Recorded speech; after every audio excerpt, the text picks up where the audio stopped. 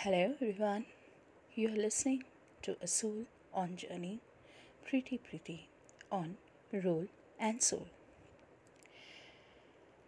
दोस्तों, क्या आप जानते हैं कि आपके इमोशंस का आपके बॉडी और बॉडी के ऑर्गन्स पर बिल्कुल सीधा और गहरा इफ़ेक्ट होता है? क्या आप जानते हैं चीनी चिकित्सा में हर ऑर्गन को एक स्पेसिफिक इमोशन के साथ काफ़ी गहराई से जुड़ा हुआ देखा जाता है। आपके इमोशंस जैसे एंगर और फ्रस्ट्रेशन या फिर कह लें क्रोध और हताशा दबा हुआ यानी कि सप्रेस्ड या अनसुलझा अनरिजॉल्व्ड क्रोध एंगर, इसे लिवर क्वी स्टैग्नेशन के रूप में जाना जाता है। यह सप्रेशन मीन्स सप्रेस्ड एंगर आपकी डाइजेशन को अफेक्ट करता है और एनर्जी फ्लो को भी प्रभावित कर सकता है, जिससे कि आपको सिर दर्द महसूस होगा, पूरी बॉडी में स्ट्रेस या टेंशन जैसे शारीरिक लक्षण आपको महसूस होते हैं या आपके लिवर को अफेक्ट करता है। फिर जैसे आप वरी और ओवर थिंकिंग, ठीक है, जिसे आप कह सकते हैं चिंता या फिर अधिक सोचना, यह आपकी बॉडी में स्प्लीन को अफेक्ट करता है। लगातार चिंता करना स्प्लीन की एनर्जी को बिल्कुल ख़त्म कर देता है, जो कि डाइजेशन को अफेक्ट करती है और ब्लड प्रोडक्शन को भी अफेक्ट करती है। फिर आपके ग्रीफ और सैडनेस माना दुख और उदासी, ये बॉडी में लंग्स को बहुत हार्म करता है। जैसे अनप्रोसेस्ड ग्रीफ जो है, इससे हेल्थ पर डायरेक्ट इसका प्रभाव पड़ता है। काफ़ी लंबे टाइम तक अगर कोई उदास रहता है तो इससे लंग्स काफ़ी वीक हो जाते हैं, इससे डीप ब्रीदिंग में बहुत प्रॉब्लम होती है, इससे रेस्पिरेटरी कंसर्न्स या फिर चेस्ट में हैवीनेस महसूस होने लगती है। फिर फियर और एंग्जाइटी, जैसे कह लें इसे भय और चिंता, ये जो इमोशन है ये किडनीज़ को अफेक्ट करता है। काफ़ी लंबे समय तक अगर कोई चिंता है या फिर किसी तरह का भय आप में बैठा हुआ है तो इससे किडनी की वाइटलिटी और रेजिलियंस कम हो जाता है।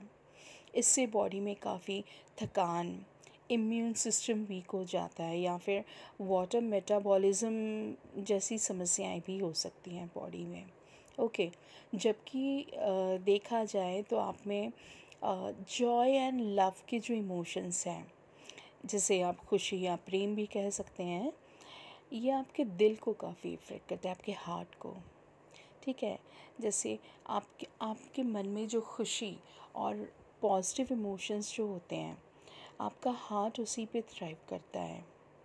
इससे बैलेंस और स्ट्रेंथ बनी रहती है आपकी बॉडी में। ओके, आयुर्वेद ने इस चीज़ को और भी क्लियरली डिस्क्राइब किया है। आपको पता होगा जैसे बॉडी में 3 तरह के दोष होते हैं, वात, पित्त और कफ। ओके, सो जो पित्त दोष है या फिर एसिड जिसे आप कहेंगे, ये लिवर को ख़राब करता है। जब पित्त डिसबैलेंस हो जाता है, एसिड डिसबैलेंस हो जाता है, इसी की वजह से आपको गुस्सा या फिर चिड़चिड़ापन होना, ये सारी बातें होती हैं और लिवर का मेटाबॉलिक फंक्शन भी काफ़ी बिगड़ जाता है, ठीक है। फिर जैसे कफ दोष जो होता है, कफ दोष स्प्लीन को अफेक्ट करता है, क्योंकि चिंता या फिर जो ओवर अटैचमेंट होता है ये भी कफ को बढ़ा देता है। इससे डाइजेशन काफ़ी सुस्त हो जाता है और बॉडी में हेवीनेस रहने लगता है।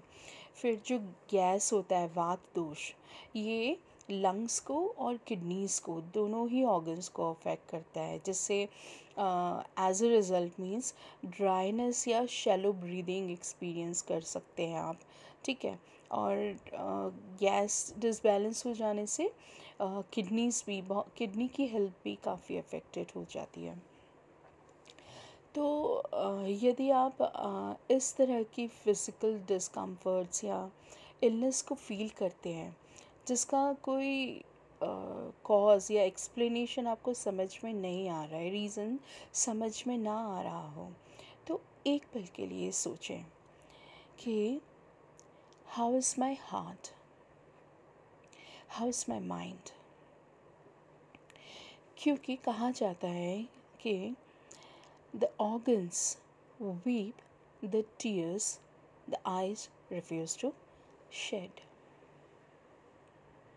Yes, तो माइंड बॉडी स्पिरिट की हेल्थ को बैलेंस करने से बॉडी में डिसबैलेंस के रूट कॉज को हम समझ सकते हैं, और असल में इस चीज़ को बैलेंस करने के लिए अंदर से जुड़ने की जर्नी को हमें अपनाना चाहिए।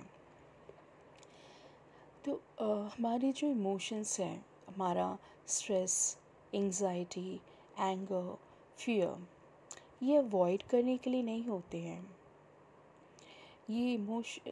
ये हमारी इमोशनल एनर्जी के मैनिफेस्टेशंस हैं, and these are yearning to be transformed. और इनका ट्रांसफॉर्मेशन कैसे करना है ये मैं आपको अपने अगले वीडियो में बताऊंगी। अभी के लिए बस इतना ही।